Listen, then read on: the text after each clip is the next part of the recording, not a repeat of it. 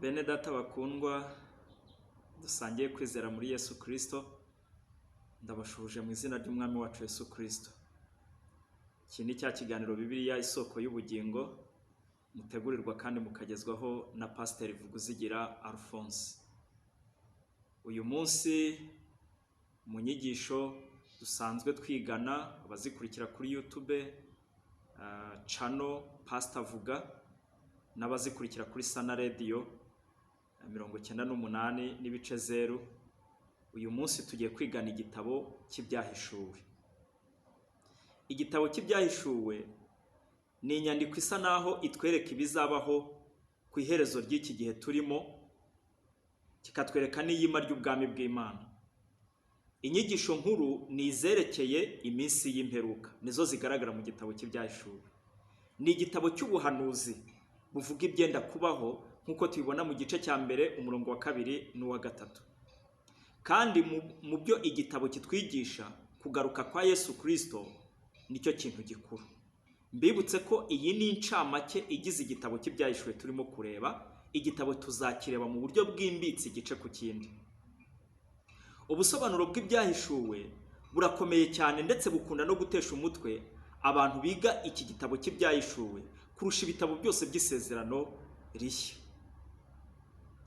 Mu mateka y'itorero, abiga Bibiliya batanze ubusobanuro butari bumwe bw'iki gitabo cy'ibyahishuwe. Byaba byoroshye rero ko umuntu yavuga ati ngewe nzi ibyo nigishijwe, reka mbikomeze, si ngombwa ko nita ku bundi busobanuro. Ariko ushatse kuba umunyabwenge agomba kwiga n'ubundi busobanuro adasanzwe azi, kugira ngo arusheho gutyaza ibitekerezo cyangwa se arusheho kumenya ukuri agusobanukirwe. Reka rero turebe ibiri muri iki gitabo cy'ibyahishuwe. Kugira ngo umuntu asobanukirwe neza igitabo cy'ibyahishuwe, agomba kubanza akamenya ibiri mu gitabo byose, cyangwa se akamenya igitabo cyose. Ibikurikira rero ni urutonde rw'ibice bigize igitabo rushingiye ku mayerekwa atandukanye dusanga mu gitabo cy'ibyahishuwe. Buri yerekwa ryose rikaba ritangizwa n'ijambo ngo ndi mu mwuka. Iri jambo riboneka mu gice cya mbere umurongo wa 10, igice cya 4 umurongo wa 1, igice cya 17 umurongo wa 3, ndetse n'igice cya 21 umurongo wa 10. Reka rero turebe iyerekwa rya mbere. Iyerekwa rya mbere riboneka mu gice cya mbere uhereye ku murongo wa 9 kugeza igice cya 3 umurongo wa 22. Turibonamo Kristo mu cyubahiro cye cyinshi. Tubonamo inzandiko zandikiwe amatorero 7 yo muri Aziya ntoya. Tubonamo Kristo ahagaze hagati y'ibitereko 7 by'amatabaza, nkuko tubibona mu gice cya mbere umurongo wa 12. Bikaba bishushanya Kristo uko acunga amatorero yo ku isi, kandi n'izindi nzandiko zirabivuga, zandikiwe amatorero. Tubonamo inzandiko zandikiwe amatorero mu gice cya 2 uhereye ku murongo wa 1 kugeza igice cya 3 umurongo wa 22. Izi nzandiko zandikiwe amatorero yari ariho mu gihande cy'isi cyitwa Aziya ntoya. Ariko twavuga ko atari yo matorero yonyine yari ari muri Aziya ntoya. Icyo tubona ni uko Yesu yashakaga ko ayo matorero ahagararira yandi yose yo ku isi. Kandi ubutumwa bwa Kristo dusangamo muri izo nzandiko 7 z'amatorero ni ubw'itorero rye ryose kandi ry'igihe cyose. Iyerekwa rya kabiri rero riboneka mu gice cya 4 uhereye ku murongo wa 1 kugeza 16 umurongo wa 21. Turibonamo intebe y'Imana n'icyubahiro cyayo. Tubonamo kandi Imana ifite igitabo cy'umuzingo gifunzwe n'ibimenyetso 7. Iki gitabo gishobora gufungwa gusa cyangwa se gufungurwa gusa n'intare ya Yuda, ariyo mwana w'intama watambwe, nkuko tubibona mu gice cya 4 umurongo wa 1 kugeza 11. Hanyuma hakurikiraho 7 inshuro 3, ari byo ibimenyetso 7 bimeneka, impanda 7 zivuzwa, n'inzabya 7 zisukwa.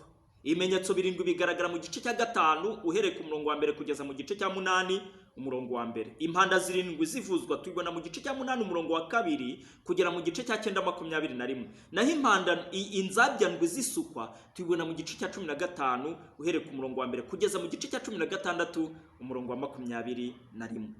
Buri kimenyetso cyangwa impanda cyangwa urwabya gishushanya ikintu kiba mu isi. Iyo ibimenyetso bimeneka cyangwa impanda zivuzwa cyangwa inzabya zisukwa, tubona ibintu bisanzwe biba mu isi, hahita hagira ikintu kiba mu isi. Mbere y'uko impanda ndwi zivuzwa, twereka ibice bibiri bitandukanye by'abantu cyangwa ari byo twita imbaga ebyiri z'abantu. Abambere ni abantu 12,000 b'amoko 12 ya Isiraheli nk'uko bigaragara mu gice cya 7 umurongo wa 3. Bashyirwaho ikimenyetso ku ruhanga kugira ngo batagira icyo batwarwa n'ibyago by'impanda zirindwi tubona mu gice cya 9 umurongo wa 4. Aba kabiri ni abantu batabarika bacunguwe batoranijwe mu mahanga yose tubona mu gice cya 7 umurongo wa 9 kugeza 17. Bakaba bavuye mu gihe cy'ibyago cyangwa cy'umubabaro udasanzwe tubona mu gice cya 7 umurongo wa 14. Inyigisho nkuru mu iyerekwa rya kabiri ni intambara hagati y'Imana na Satani. Satani ashushanywa n'ikiyoka gitukura tubibona mu gice cya 12 umurongo wa 3 kugeza 4. Ikiyoka kigerageza kurimbura Mesiya ariko kikamunanirwa. Hanyuma ibyo tubibona mu gice cya 12 umurongo wa 5, tubona kineshwa na marayika Mikayeli ndetse n'abandi ba marayika tubibona mu gice cya 12 umurongo wa 7. Hanyuma kigahindukirira itorero ku isi kugira ngo kiririmbure nkuko tubibona mu gice cya 12 umurongo wa 17. Kugira ngo kigere kuri iyi ntego, ikiyoka gihamagarira ibinyamaswa bibiri nkuko bigaragara mu gice cya 12 umurongo wa 7 kugeza 13 umurongo wa mbere, n'igice cya 3 umurongo wa 11 ndetse n'igice cya 13 umurongo wa 4 kugeza na 14, bikarenganya itorero. Ako karengane k'itorero k'ibyo binyamaswa bibiri kagaragara mu gice cya 13 umurongo wa 7 kugeza 15. Ibi binyamaswa bibiri ni Antikristo n'umuhanuzi we w'ibinyoma tubibona mu gice cya 19 umurongo wa 20. Bihabwa kuganza ngo bitegeke abantu bose nkuko tubibona mu gice cya 13 umurongo wa 7 n'8 ndetse n'umurongo wa 16 na 17. Iyerekwa rya gatatu rero rihera mu gice cya 17 umurongo wa mbere kugeza igice cya 21 umurongo wa 8. Riri mu byiciro nibura bibiri. Icyiciro cya mbere ni indaya ikomeye ariyo Babuloni nkuko tubibona mu gice cya 17 umurongo wa mbere na 5. Ukaba n'umujyi ukomeye uganje abami bose bo mu isi tubibona mu gice cya 17 umurongo wa 18. Noneho tubona iteka Babuloni iciriweho ritangazwa maze ikarimbuka. Kurimbuka kwayo kugaragara mu gice cya 18 umurongo wa mbere kugeza 24. Hanyuma hahita hakurikiraho indirimbo ishima kurimbuka kwa Babuloni itangirira mu gice cya 19 umurongo wa mbere kugeza 5. Noneho icyiciro cya kabiri kiri yerekwa rya gatatu cyerekana intsinzi y'Imana ya nyuma ku mbaraga mbi zose. Ariko tubanza kwerekwa indirimbo y'ubukwe bw'umwana w'intama mu gice cya 19 umurongo wa 6 kugeza 10. Maze tukabona Kristo ku ifarashi aje nk'ugiye gutsinda no guca imanza mu gice cya 19 umurongo wa 16 11 kugeza 16. Hanyuma y'ibyo tukabona arimbura ikinyamaswa n'umuhanuzi wacu, ni ukuvuga Antikristo n'umuhanuzi w'ibinyoma nkuko bigaragara mu gice cya 19 umurongo wa 17 na 21. Nyuma y'ibyo duhera ko tubona ikiyoka kineshwa, ariko cyo ntigihita kirimburwa, ahubwo kibanza kubohwa ngo kibe gifungiwe ikuzimu kikahamara imyaka 1000. Bitangirana n'igice cya 20 umurongo wa mbere kugeza 3. Aho muri icyo gice cya 20 tubona abera n'abapfuye bazize kwizera Yesu barazurwa ngo bimane na Kristo mu isi kumara iyo myaka 1000 yose nkuko bigaragara mu gice cya 20 umurongo wa 4 n'uwa 6. Uku kuzuka niko Bibiliya yita umuzuko wa mbere muri icyo gice cya 20 umurongo wa 5. Ku iherezo ry'iyo ngoma y'imyaka 1000 Satani ari we cya kiyoka arafungurwa akava ikuzimu ngo yoshye amahanga akayakoraniza kugira ngo barwanye abera, ihema ry'umwana w'intama n'abera. mu gice cya 20 umurongo wa 9, nibwo Satani arimburwa akaroha mu nyanja yaka umuriro n'amazuku irimo antikristo n'umuhanuzi w'ibinyoma, mu gice cya 20 umurongo wa 10. Hanyuma yabyo haza ukuzuka kwa kabiri n'imanza za nyuma. Ni ukuvuga ukuzuka kwa kabiri na abapfuye batizera Yesu Kristo nk'umwami n'umukiza, kuko ya myaka igihumbi itangiye ntago bigera bazuka. Hazuka abizeye Yesu Kristo gusa, abatarizeye Yesu ntago bazuka kugeza ya myaka igihumbi irangiye. Noneho hano Satani rero amaze kuroha muri ya nyanja yaka umuriro n'amazuku, tubona abapfuye batizera nabo bazuka, noneho kugira ngo bacirwe imanza. Tubibona mu gice cya 20 uhereye ku murongo wa 11 kugeza 15. Noneho tukabona kuremwa kw'ijuru rishya n'isi nshya bisimbura ibya mbere. Ibyo bitangirana n'igice cya 21 uhereye ku murongo wa 1 kugeza ku murongo wa 8.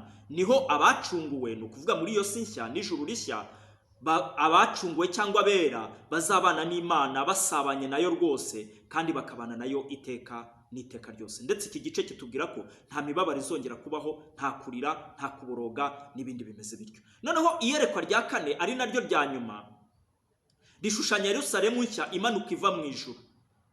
Niyo mugeni, umugore w'umwana w'intama. Ibyo biboneka mu gice cya 21 umurongo wa 9 kugeza 22:5.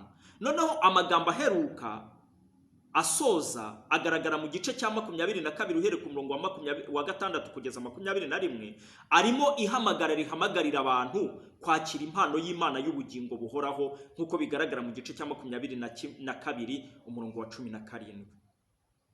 Rero reka turebe uburyo butanu abantu batandukanye basobanuramo ibyahishuwe. Uburyo bwa mbere, abasobanuzi bavuga ko ibyahishuwe byerekana iby'igihe cya Yohana.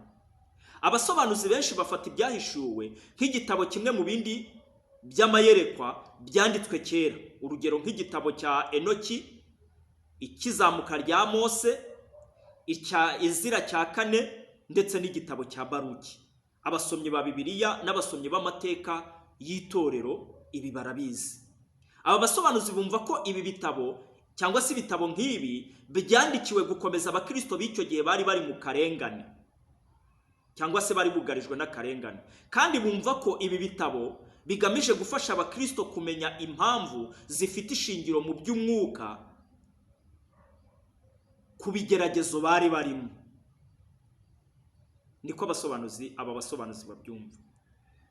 Rero bakumva ko ibi bitabo bigira igitekerezo kimwe gikuru, ari cyo ko Imana yeguriye iki gihe turimo imbaraga mbi z'umwijima, ariko bakavuga ko Imana igiye guhaguruka vuba ngo irimbure ibibi byose, yime ingoma yayo.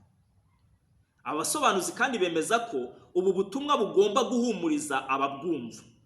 Aba basobanuzi cyo tubona ntibumva ko ibi bitabo birimo ubuhanuzi, ahubwo babifata nk'amashusho yigisha gusa ko nubwo hari ibibi kandi uko byaba bikomeye kose bizarimburwa n'Imana bisimburwe n'ibyayo.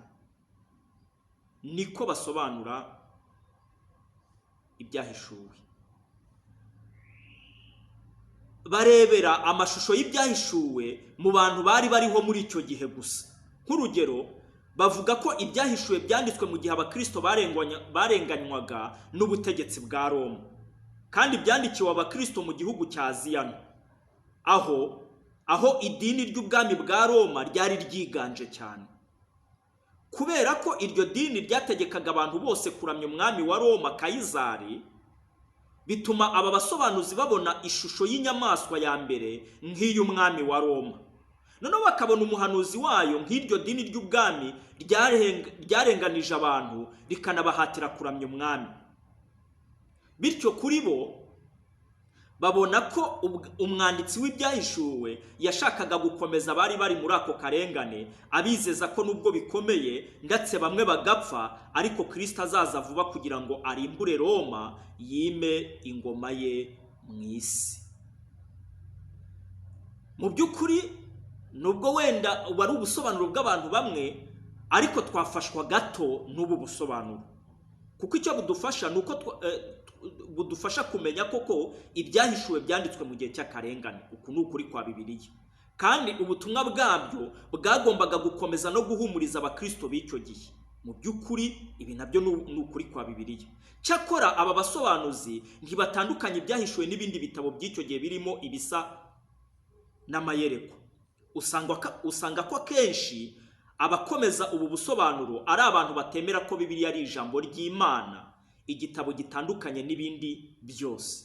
Ni abantu batemera ko ubuhanuzi bubaho koko. Kandi tuzi ko Bibiliya ni ijambo ry'Imana uhereye ku ntangiriro ukagera ku musozo. Kandi ubuhanuzi buyirimo ni ubuhanuzi bw'ukuri. Uburyo bwa kabiri abantu basobanura Bibiliya bavuga ko basobanura ibyahishuwe, bavuga ko ibyahishuwe byerekana amateka y'itorero. Ubu buryo bwo gusobanukirwa ibyahishuwe bwakundwaga cyane n'abavuguruye itorero mu kinyejana cya 16, barimo nka Martin Luther, John Calvin, Zwingli n'abandi. Bo bafataga ibyahishuwe nk'ubuhanuzi bwerekana amateka y'itorero.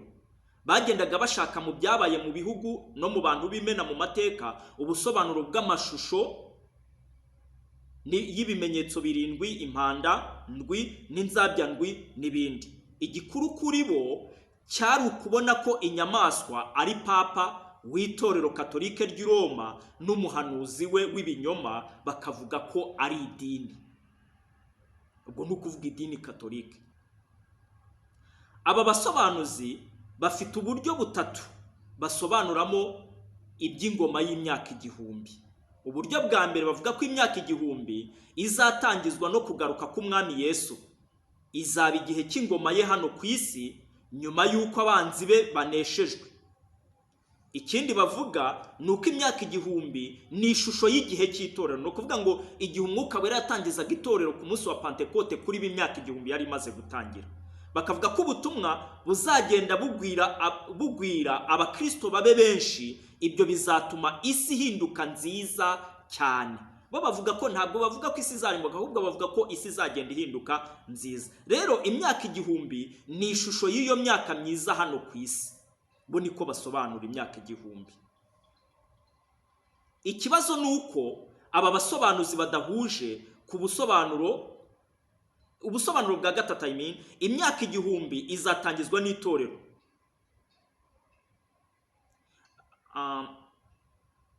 Imyaka igihumbi ni ishusho y'igihe cy'itorero. Bakavuga ko gufungwa kwa Satani gushushanya ubutware itorero rifite kuri we.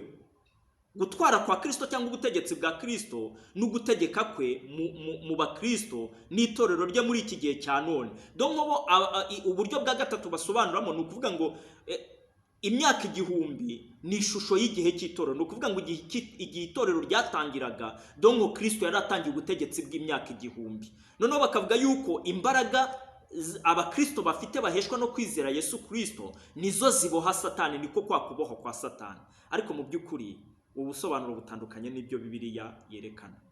Rero ikibazo ni uko aba basobanuzi badahuje ku busobanuro bumwe bw'amateka y'itorero. Usanga ko umwe avuga ko iri yerekwa rishushanya ibi, undi akavuga ko rishushanya ibindi. Mu by'ukuri nabo ntabwo babihuza. Ubusobanuro bwa gatatu ku byahishuwe bavuga ko ibyahishuwe byerekana inyigisho z'umwuka. Ubu busobanuro nta muntu bugereranya n'ibishushanyo mu gitabo cy'ibyahishuwe.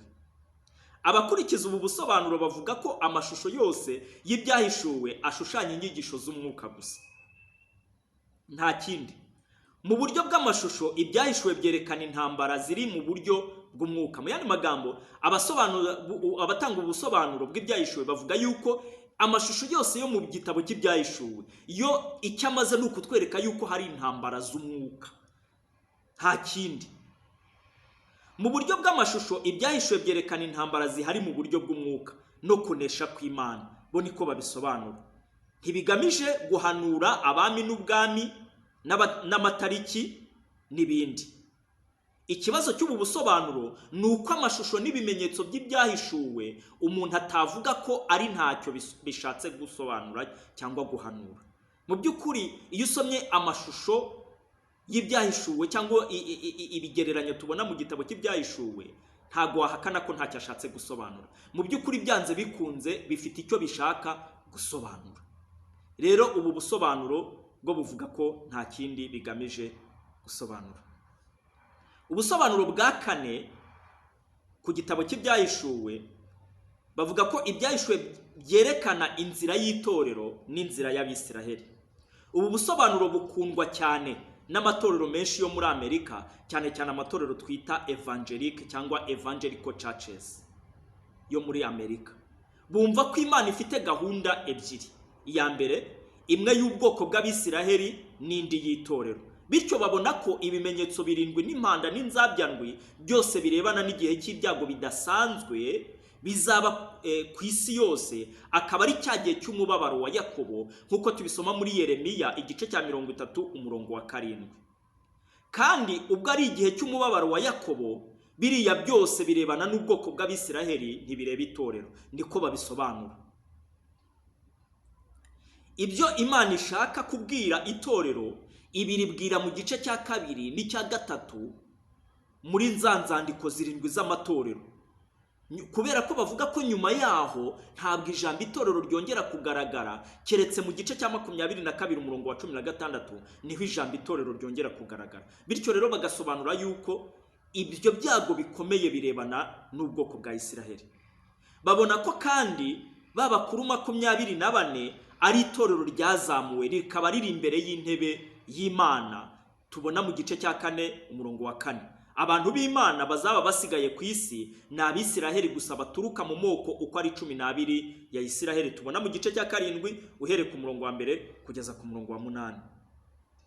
Bavuga ko Abisiraheli bazagenda bavuga ubutumwa bwa Kristo mu gihe cy'umubabaro udasanzwe, baza n'abanyamahanga benshi ku gakiza ka Yesu Kristo nk'uko tubibona mu gice cya 7 umurongo wa 9 kugeza 17. Ikinyamaswa n'umwami w'ubwami bwa Roma buzongera kubaho mu minsi y'imperuka nk'uko tubibona muri Daniel igice cya 9 umurongo wa 27. Bavuga ko Antikristo ni ubwami bwa Roma buzongera kubaho bufite imbaraga nk'iz'ubwami bune bwa mbere. Hanyuma bakavuga ko nyine umuhanuzi w'ibinyoma ni idini. Kuri bo imyaka 7 ya nyuma izatangizwa n'isezerano hagati y'inyamaswa ariyo Antikristo n'Abisiraheli, ya myaka 7.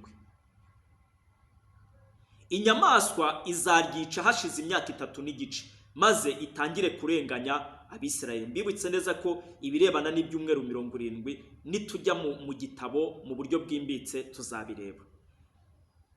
Bityo bumva ko intambara tubona mu byahishuwe ni hagati ya Antikristo n'Abisiraheli, ntabwo ari hagati ya Antikristo n'itorero.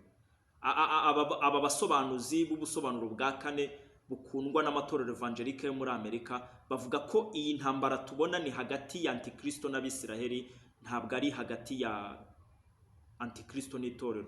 Mu yandi magambo, aba ni abemera icyo bita pre-millennium, cyangwa se nukuvuga itorero rizamurwa mbere y'imyaka 1000. Hakaba n'abemera post-millennium, nukuvuga itorero ko rizanyura muri ya mibabaro idasanzwe hanyuma rigashyikirizwa Yesu. Kuva mu gice cya 4 kugeza mu gice cya 19 havuga iby'umubabaro wa Yakobo. Igice cya 2 n'igice cya 3 nibyo bivuga ku itorero gusa. Bumva ko amatorero 7 rero yandikiwe ashushanya ibihe 7 byabayeho mu mateka y'itorero. Igihe cya nyuma kikazarangwa n'ubukonje no gusubira inyuma by'itorero, aricyo kigereranywa n'itorero rya Laodikiya. Cyakora muri iki gihe bamwe mu bakurikizaga ubu busobanuro batangiye kubuvaho bumva ko budashyitse. Reka turebe ubusobanuro bwa 5. Abantu b'ubusobanuro bwa 5 bavuga ko ibyahishuwe byerekana ukuntu Imana izasoza imigambi yayo ku bari mu isi. Aba basobanuzi bumva ko umugambi w'ibyahishuwe ari ukutwigisha uko Imana izasoza imigambi yayo ku bari mu isi, izanira bamwe agakiza n'abandi urubanza. Ikibazo gikunze kugora abasobanuzi b'ubu busobanuro ni ibimenyetso 7 n'impandandwi, cyane cyane ukuntu bijyana cyangwa byuzuzanya, kandi kumenya neza uko ibi bifatanya bitanga umucyo ku busobanuro bw'ibyahishuwe. Kumenya neza uburyo ibimenyetso 7, impanda 7 n'inzabyandwi byuzuzanya cyangwa bijyana bitanga umucyo uboneye mu gusobanukirwa igitabo cy'ibyahishuwe. tubona ko Yohana abona igitabo cy'umuzingo gifungishijwe ibimenyetso 7 kiri mu kuboko kw'Imana cyangwa kiri mu kuboko kuyicaye kuri ya ntebe. Tubona ko nta cyaremwe cyose cyabonetse mu isi cyangwa mu ijuru gishobora kumena ibimenyetso ngo igitabo kibumburwe, keretse intare ya Yuda ariyo mwana w'intama watambwe. Aho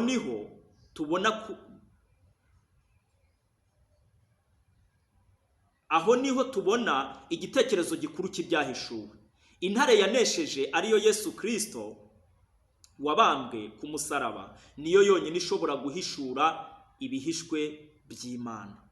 Yandi magambo, Yesu wenyine niwe wari ufite cyangwa se niwe wari ufite ubushobozi, nawe ufite ubushobozi wo guhishura ibyahishwe byose by'Imana. Nta kindi kiremwa icyo ari cyo cyose kigeze kiboneka cyashobora guhishura ibyahishwe by'Imana. Igitabo gisa n'igitabo kirimo umurage. Mu gihe ibyahishwe byandikwaga, umuntu wabaga agiye kuraga yandikaga umurage mu gitabo, maze abantu 7 bakamubera abagabo bagatera kuri icyo gitabo ibimenyetso byabo 7 bifatanishijwe kuri icyo gitabo. Ni ukuvuga ko rero igitabo kirimo umurage Imana yatunganirije abantu bayo ufite ishingiro mu rupfu rw'umwana w'intama. Ni ukuvuga ngo umurage Imana yatunganirije abantu bayo ufite ishingiro mu rupfu rw'umwana w'intama. Umurage w'abera rero ni ubwami bw'Imana, ariko twibuke ko imigisha y'ubwami ntiyatangwa keretse habanje irimbuka ry'ibibi byose. Ni ukuvuga ngo imigisha yose y'ubwami bw'Imana itegereje ubwo Kristo azaca imanza akarimbura ibibi byose, kandi irimbuka ry'ibibi byose ni umwe mu migisha Imana yageneye abantu bo mu bwami bw'Imana. Aha niho tubona amagambo abiri akomeye y'igitabo cy'ibyahishuwe, ariyo urubanza ku bibi n'ukwima kw'ingoma y'Imana. Igitabo nticyabumburwa keretse ibimenyetso byose bibonetse, ariko uko ibimenyetso bigenda bimeneka niko tubona ibintu bigenda biba. Ikimenyetso cya mbere kimenetse, kunesha kugenda hirya no hino ku isi kugaragara. Icya kabiri kimenetse, tubona intambara, maze tukabona inzara, maze tukabona urupfu, hanyuma abantu bagapfa bazize kwizera Yesu Kristo. Ikimenyetso cya gatandatu kitwereka imperuka y'iki gihe n'ukuza k'umunsi ukomeye w'Uwiteka n'umujinya w'umwana w'intama.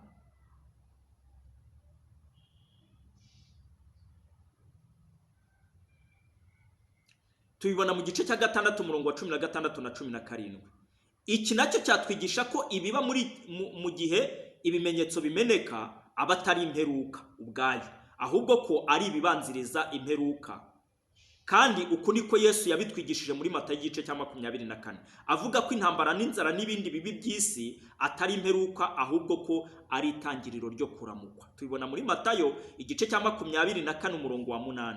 Kandi ikimenyetso cy'ifarashi y'umweru ihawe kunesha kijyana na Matayo 24:14 gishushanya kunesha kwivuga butumwa mu isi. Hari abasobanuzi benshi bigisha ko amafarashi yose agomba gusobanura kimwe, bityo bakavuga yuko ubwo ifarashi ya 2 n'iya 3 n'iya 4 ashushanya ibintu by'ibyago, ko ubwo n'iya mbere ikwiriye nayo gushushanya icyago. Ariko usomye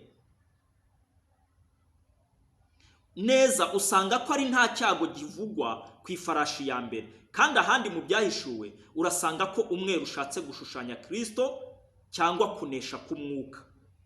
Nanone kandi iterambere ry'ubutumwa bwiza rijyana n'ibyago biboneka muri Matayo, cyangwa Yesu yavuze muri Matayo igice cya 24 uhereye ku murongo wa 1 kugeza 14. Hari abasobanuzi nanone bavuga ko muri iki gihe ivuga butumwa ritazanesha rwose, ariko tuzi ko nubwo abantu bo mu isi bose batazemera Yesu, ibyo ari byo byose ivuga butumwa rizagenda rinesha mu bugingo bwa benshi no mu moko y'abantu menshi. Aha nanone tubona ko inkota tubona mu Baheburayo 4:12, mu Byahishuwe 2:12, kimwe n'umuheto tubona muri Yesaya 49:2-3 ari ibishushanyo by'imbaraga zo kunesha kw'Imana mu bantu bayo.